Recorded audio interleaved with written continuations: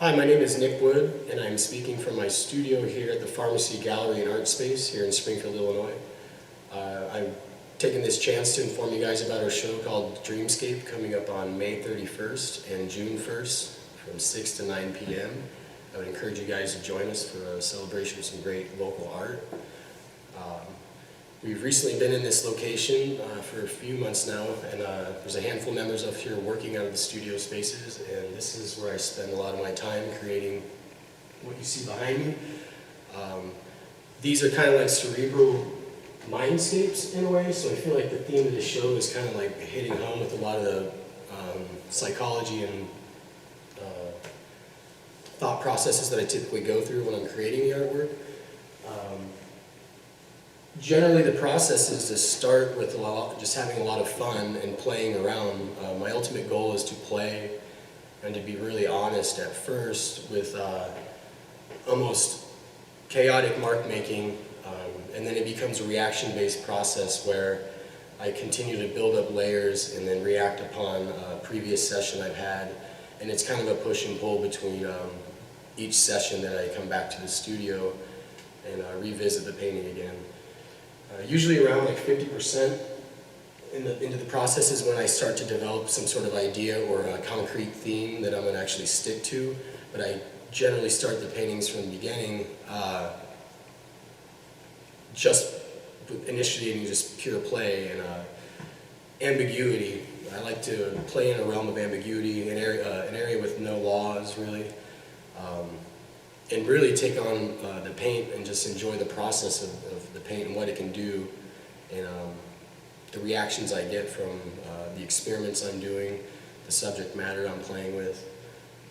And all those things take me in any direction. You know, I kind of go at it with a blind eye in a weird way at the beginning because I want to just kind of flow out of me and not formulaic or force it.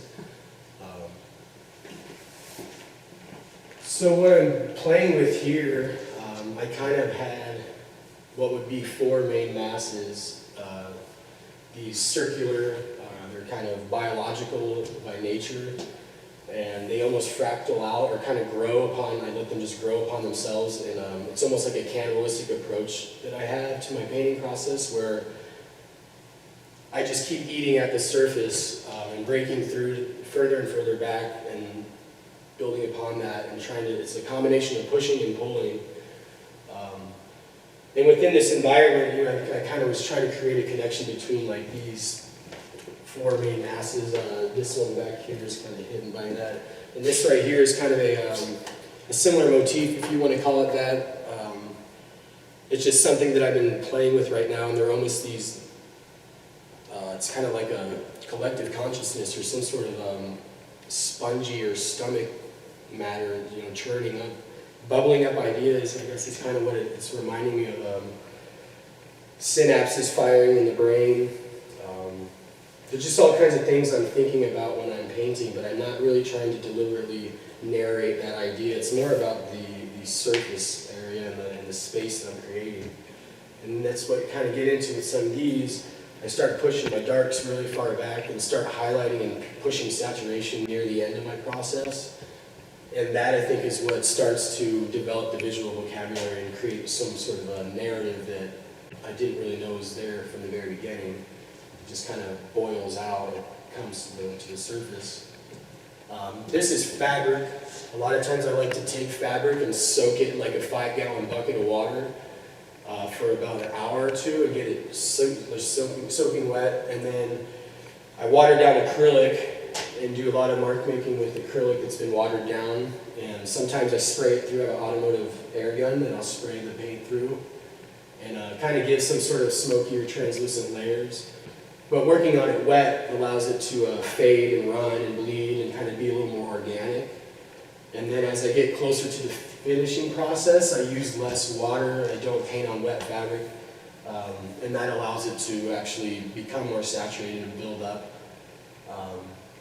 Other times I paint on wood. Some of my process I'm really aggressive with the palm sander, and I'll build up layers on wood and just sand back through them. This one hasn't quite got that far yet, but working on wood panels allows me to be a little bit more aggressive with the surface area, and kind of gives me some sort of just a stronger base to work with. I suppose you could do it on canvas, but I like to work on wood a lot of the times. But something this large, obviously, fabric is an ideal medium for me to work on. And I can roll these things up and make them portable, so this is kind of a fun system that I've been kind of working on, but now that I have a studio space of this size, it actually is allowed to revisit some of these processes. Making a bark like this, you know, is a lot different than just like that, you know, on a piece of canvas, and those are fun and fine for me as well, but this allows me to have a range of a creative process and actually consider if I'm going to make a 6-foot swoop, you know, where am I going to start, where am I going to land, and what part of my body, you know, it's kind of a whole physical process when you work larger, and that's something that I'm really into right now.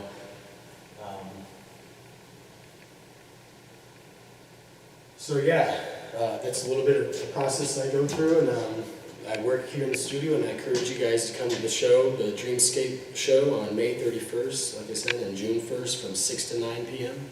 here at the Pharmacy Gallery Art Space.